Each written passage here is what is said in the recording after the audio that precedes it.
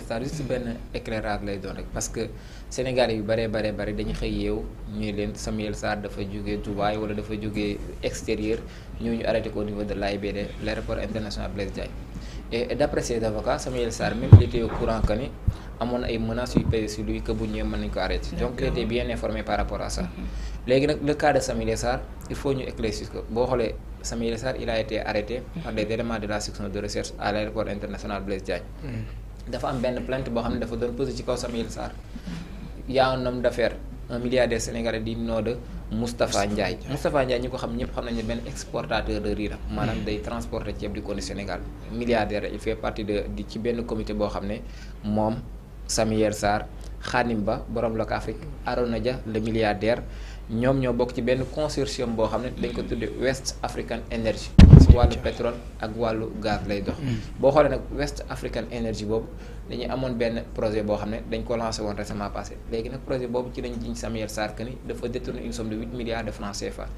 la partie adverse Samuel Sarr et ses avocats ñoom nee nañ loolu ñuy wax c'est pas vrai parce que même détournement bi ñuy wax ça tourne pas autour de 8 milliards mais autour de 2 milliards de francs CFA mais gis nga Samuel Sarr procédure bi ni mu jëm nii en fait il risque tout droit vers une instruction bu ma nee instruction la jëm boo xoolee mooy code de procédure pénale Sénégal daf la may les enquêteurs bu ñu la dégloo téye la 48 heures au-delà des 48 heures yooyu ñoom dañu war a defar benn procès verbal d'enquête procès verbal d'enquête boobu dañu ko war a jébbal le procureur de la République le procureur de la République qui est le maître des poursuites moom moo am l'autorité jël PV yooyu jébbal ko nga xam ne moom mooy benn juge d'instruction pour mu éclaircir la langue parce que affaire détournement la ñuy wax on sait pas qui est qui xamuñu ndax Samuel moo détourné xamuñu ndax dañ koy jiñ am na xamuñu ndax dañ koy jiñ amul l'enquête on est dans une phase ce qu'on appelle enquête préliminaire nag mën a gudd a leer il faut ñu gën a leeral dossier bi gën ko yaatal te yaatal boobu juge d'instruction rek lañ ko mën a dénk mu gën a ubbi enquête bu gën a yaatu parce que juge d'instruction amul lenn lu ko lié wu ko benn durée donc Samuel Sarr dossier bi forcément dafa war a dem fi nga xam ne moom mooy instruction bu demee instruction sax dañ koy placer sous mandat de dépôt wala ñu defal ko liberté conditionnelle mais il faut mu dem instruction pour ñu mën a suivre enquête bi bu baax a baax xool ndax Samuel li ñu koy toppee am na wala amul beneen bi ñu si mën a jàng mooy gis nga ñun suñ enquêteurs yi duñu enquête à la base de preuve ay indices la ñuy enquête te indices yu ñuy enquêté mooy l'affaire Samuel Sarr y avait un cabinet boo xam ne c'est un cabinet d'audit cabinet bi moo ngi tuddoon cabinet Mazars cabinet Mazars boobu moom moo initié nu benn audit bi mu initié benn audit nag à la base de ce rapport si la wax ne Samuel Sarr dañ koy topp benn détournement ñii ne 2 milliards ñii ne 8 milliards mais cabinet Mazars boobu moom moo def benn audit léegi nag sur la base de ces audits là ci la enquêteurs yi basé wu pour arrêter Samuel Sarr pour entendre ko dans le fond ginnaaw bu loolu yëpp jàllee nag ki nga xam ne moom mooy son avocat di maître Babacar Cissé moom tamit wax na leen dañuy dugal benn plainte parce que c'est plainte contre plainte Samuel Sarr moom en quelque sorte moom sax moo njëkkoon a dugal benn plainte pour topp Moustapha Ndiaye moom léegi nag le pourquoi plainte Samuel Sarr aboutirul le pourquoi plainte Moustapha Ndiaye aboutir c'est la grande question et la justice est au bas des accusés moom war nañu leeral Sénégalais pourquoi Samuel Sarr dugal plainte topp ñu Moustapha Ndiaye pourquoi Moustapha Ndiaye dugal plainte ñu topp Samuel Sarr donc dafay jur benn dilemme boo xam ne il faudra que ñu leeral ko le Sénégalais yi beneen bi ñu si mën a wax mooy gis nga Kourouta affaire Samuel Sarr bi lu ñu yoon mooy souvent da ngay dégg ñuy wax ay affaire préférence nationale da ngay dégg ñuy wax ay affaire consommé local mais je pense que bu fekkee nos milliardaires wala nos hommes d'affaires n'arrivent pas à avoir un projet comme wala ñoom mënuñu teer seen i këral ci biir je pense que c'est tout à fait problématique parce que boo xoolee c'est une affaire d'énergie souvent ñun suñu affaire courant yi suñu affaire infrastructure dañ koy jël di ko jox à des entreprises étrangères lu mel ni moo ko waral parce que yow da ngay am benn koo xam ne c'est un Sénégalais himself de beau teint ñu yéene ko marché ba ko jox marché mais souvent boo ko joxee benn marché lu mu lay jural mooy lii la lay jural marché boo xam ne ils n'ont même pas encore démarré le projet on parle de détournement de 2 milliards on parle de détournement de 8 milliards kan nga si dégg ñi ko jiite Khadim Ba ñëpp xam nañ Khadim Ba Locafrique actuellement moom moo ngi entre les mains des moo ngi prison parce que moom tamit si affaire duñu koy toppee ak papaam donc moo ngi entre les mains des enquêteurs beneen bi si tuuti mooy Arona Dia ñëpp xam nañ l'homme d'affaires milliardaire Arona Dia yàgg nañ ko dégg te Abdoulaye Dia Sénico aussi tamit ci la bokk Abdoulaye Dia Sénico daf si am part boo xam ne ça représente 15% moom la am si part projet bi Arona Dia le milliardaire la même chose moom tamit am si 15% Khadim Ba Locafrique am si 15% Moustapha Ndiaye importateur de riz am si 15% donc c'est des hommes d'affaires les 5 hommes d'affaires boo xoolee les 5 milliardaires ñi nga xam ne mën nga leen boole ñi gën a riche ci Sénégal ñoom ñoo bokk projet bi ñoom nag bu ñu bokkee projet ils n'ont même pas encore démarré li nga xam ne moom West African Energy phase bi démarré guñ ko mu jur ay détournement bu ñu la nee préférence locale wala bu ñu la nee consommé local dafay tey xel ci ñi nga xam ne ñoom ñooy les gouvernants wala da ngay tey xel ci ñi nga xam ne ñoom ñooy askan bi léegi à qui faire confiance est-ce que mën nañ def confiance suñu homme d'affaires yi est-ce que mën nañ def confiance suñu milliardaires yi ça pose problème donc lu ñuy wax mooy il faudra que ñu xam ne la justice elle est là pour faire son boulot, elle est là pour faire son travail parce que la justice elle est rendue au nom du peuple. De quel peuple la justice elle est rendue, c'est la grande question. Samuel Sarr elle est accusée de 8 milliards de francs CFA ou bien de 2 milliards de francs CFA de détournement. La justice n'a qu'à éclaircir la lanterne des Sénégalais.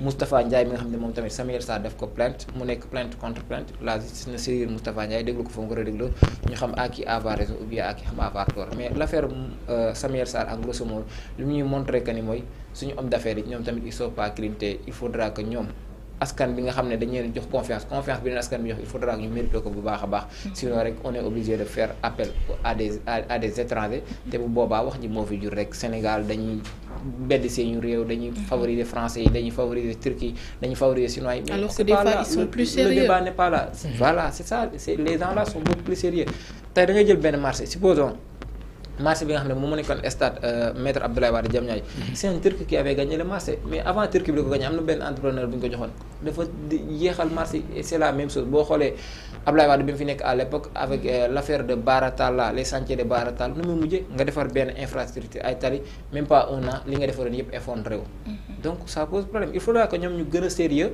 xam ne avant tout c'est des Sénégalais c'est des parents c'est des citoyens ñoom bu ñu tabax réew ñun dañ ci war a gën a jàpp dañ ci war a gën a jiitu mais bu fekkee ñoom bu ñu tabax réew duñ ci jàpp duñ ci jiitu on est obligé de faire appel à des étrangers. C'est important Cheikh on est obligé à faire appel à des étrangers te loolu moom vraiment ñaanuñu ko projet boo xamante ne démarré wul sax moom ay problème Cheikh bu démarré musiba am Ibrahima sa gis par rapport ak sunu actu commenté d'aujourd'hui concernant l'affaire Samuel Sarr.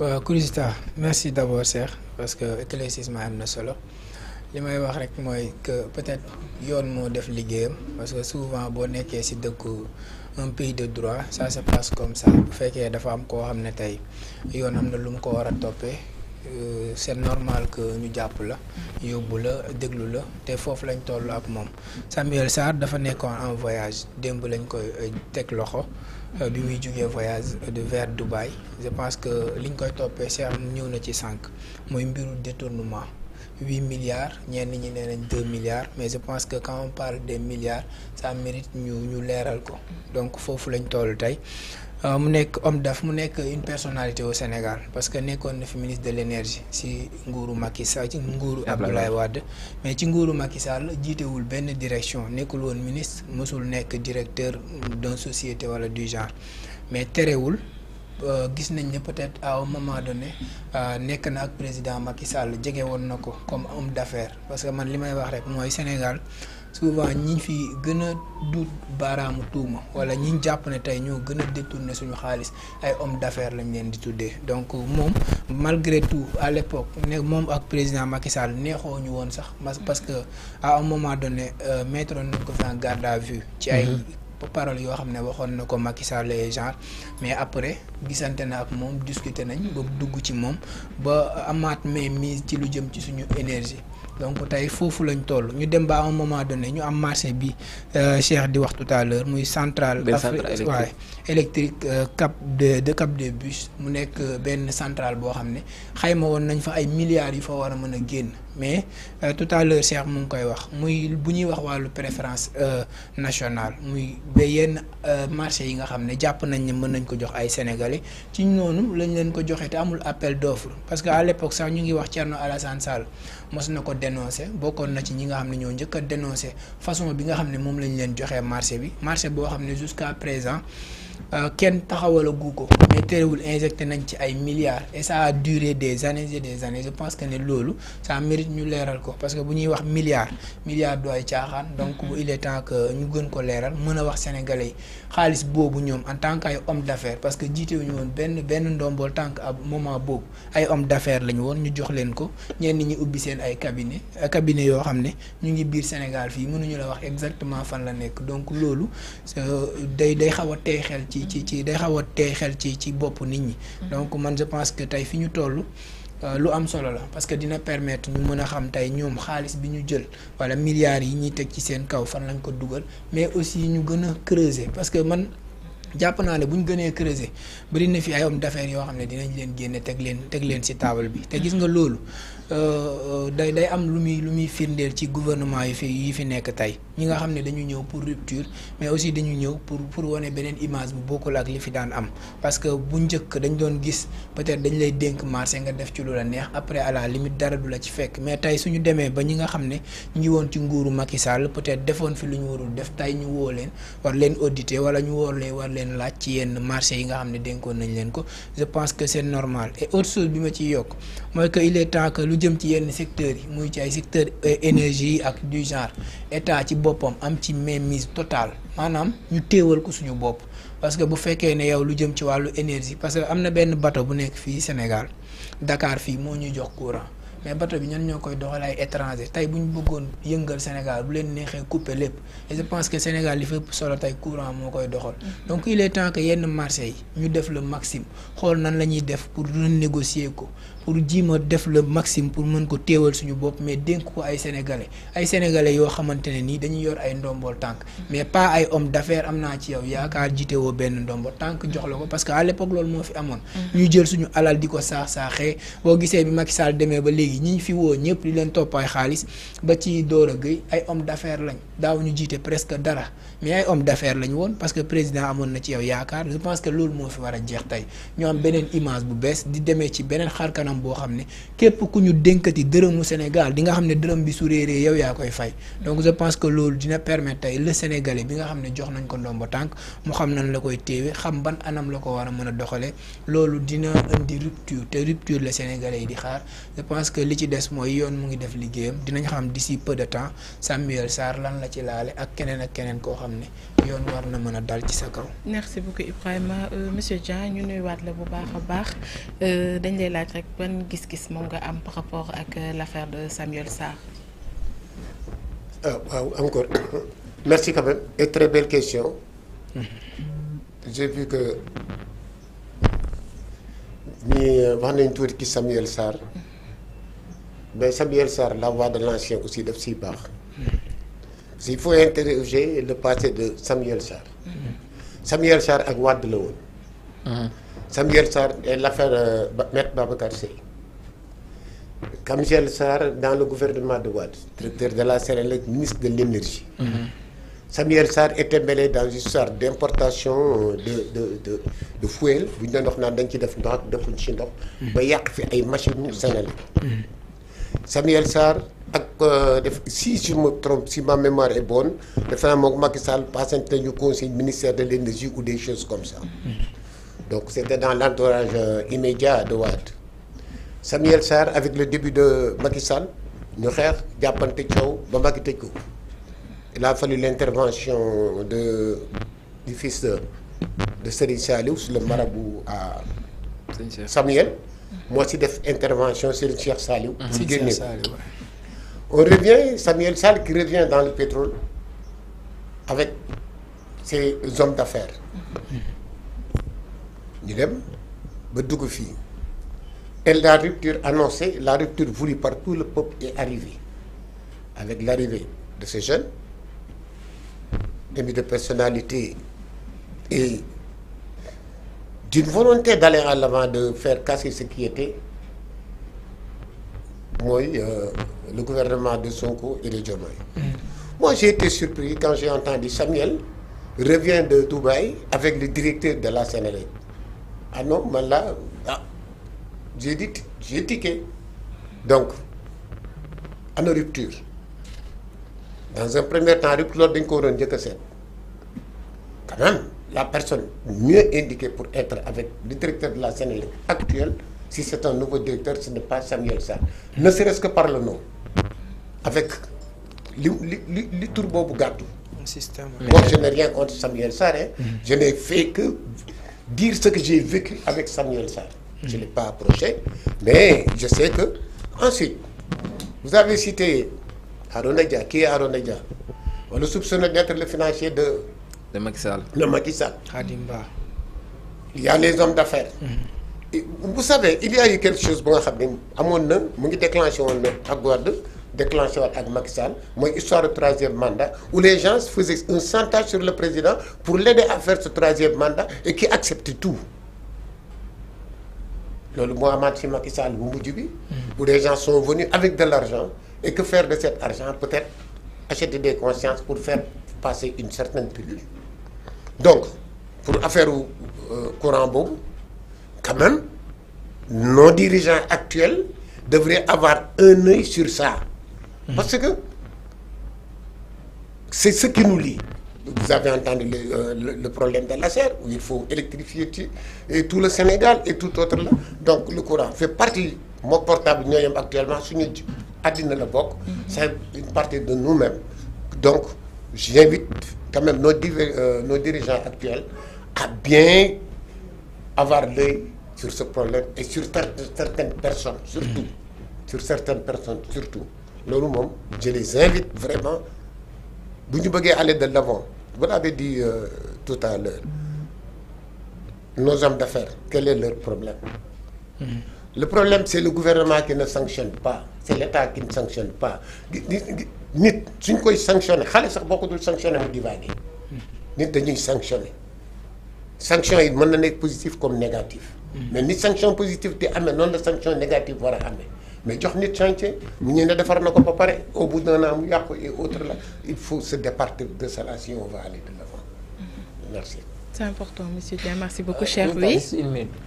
Juste que pour rappeler que ne l'affaire Samuel Sarr là ça n'a rien à voir avec l'État du Sénégal c'est la guerre des actionnaires ñoom actionnaires entre ñoom seen biir ñoo am problème ñuy porter plainte kii état justice woo leen di leen déglu mais État du Sénégal yoonam nekku si ils n'ont rien à voir avec l'État du Sénégal le problème c'est entre Samuel Sarr qui est un milliardaire un actionnaire de West African Energy Moustapha Ndiaye qui est aussi un milliardaire et qui est actionnaire de West African Energy donc c'est la guerre des actionnaires ñoom ñoo am problème le secteur privé Sénégal en grosso modo ñoom ñoo am problème seen biir mais c'est pas l'État du Sénégal. D'accord. Samuel était avec qui? Ça c'est le passé. Non, il était avec qui? bi muy ñëw avec le directeur de la le directeur même woon nañ ko pour déglu ko.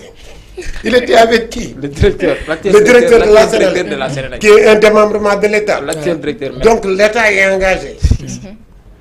L'électricité qui l'achète? L'État. Il est engagé? Ouais, mais l'État est engagé mais pas directement, peut-être indirectement. Non, c'est directement parce qu'il y a un problème à l'électricité, tu vas le ressentir, je vais le Évidemment. ressentir. Sénégalais, et que nous, qui nous défend contre ces hommes d'affaires, c'est l'État. C'est l'État qui est notre partenaire dans cette affaire-là. L'État a signé avec des gens en notre nom. Donc, loolu bu amee nébulosité wala lu ci yàqu c'est nous qui pâtissons. C'est notre argent. ñoom dañuy créer seen consortium pour nous vendre de l'électricité. C'est un consortium. Donc on a un plan pour peut-être d'ici 5 ans ou 10 ans qu'on achète cette électricité-là pour échanger le bateau qui est là-bas au port qui peut nous porter préjudice. Mais est-ce que l'État doit continuer à acheter de l'énergie? Est-ce que l'État doit continuer cette démarche-là? Non, l'État doit être regardant tout ce qui touche le patrimoine national. En plus d'être regardant, j'ai dit, est-ce que l'État il doit continuer à toujours acheter de l'énergie? Mais justement, il y a une préférence nationale. Il y a eu des problèmes, des Sénégalais se sont levés pour dire que nous avons des moyens de régler ce problème. On leur a fait confiance. Mais quand même qu'ils ne nous trompent pas. Évidemment. Ça c'est important. Samuel, il était mêlé à un bateau. Les gens ont dit en fin de compte. C'est pas la première fois que Samuel et Khadim Ba de l'Afrique voilà, j'ai oublié. Voilà, tu retrouves tous les mêmes noms dans les mêmes affaires. Mais ça commence à faire trop. Il y a combien de Sénégalais, il y a combien de milliardaires sénégalais que nous ne connaissons pas?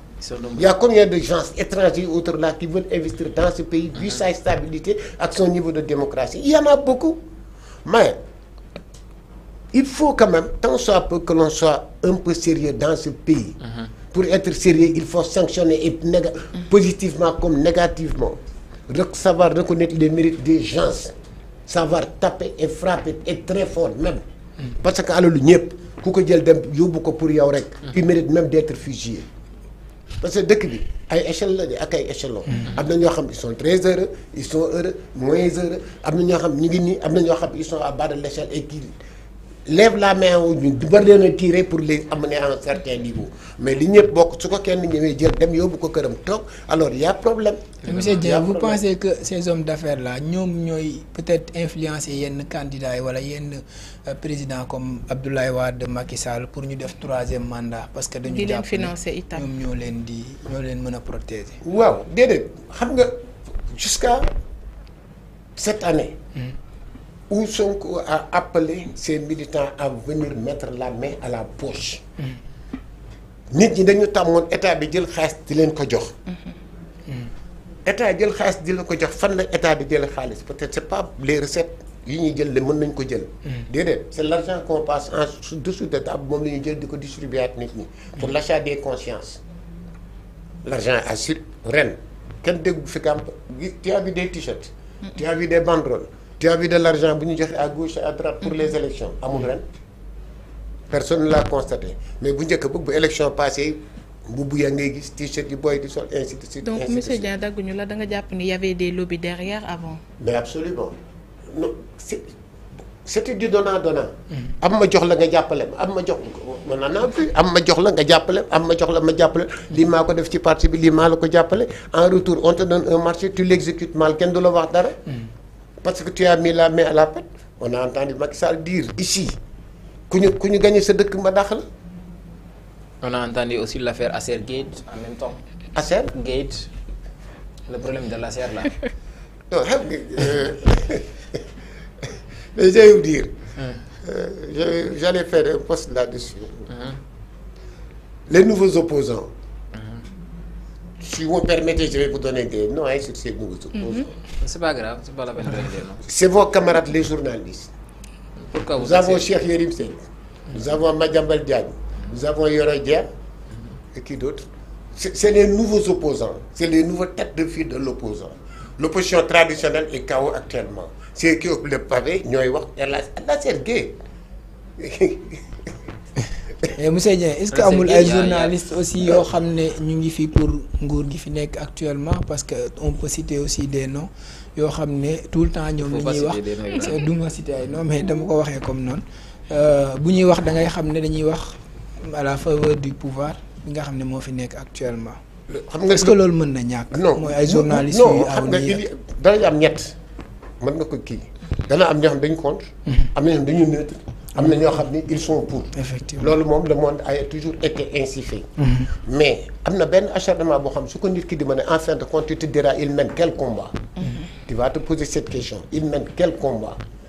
vu acharnement bi muy am ak loolu parce que vous pouvez pas être un millier et que 3 ou 4 personnes se dessinent en haut et occupent le haut du pavé. dafay dafa mu yàgg mu xaw a bizarre nga gis seen accointance avec l'autre régime qui vient de partir. ñu mel ni ñoom ñoo gàddu combat régime boobu au lieu que politiciens yi gàddu ce combat su on a l'affaire Gate on en revient. Vous savez moi je ne suis pas économiste mais je suis l'actualité lii moo xewoon les offres spontanées. On a vu récemment la Cour suprême a rejeté voilà la demande de la demande. Cour suprême c'est pas n'importe qui.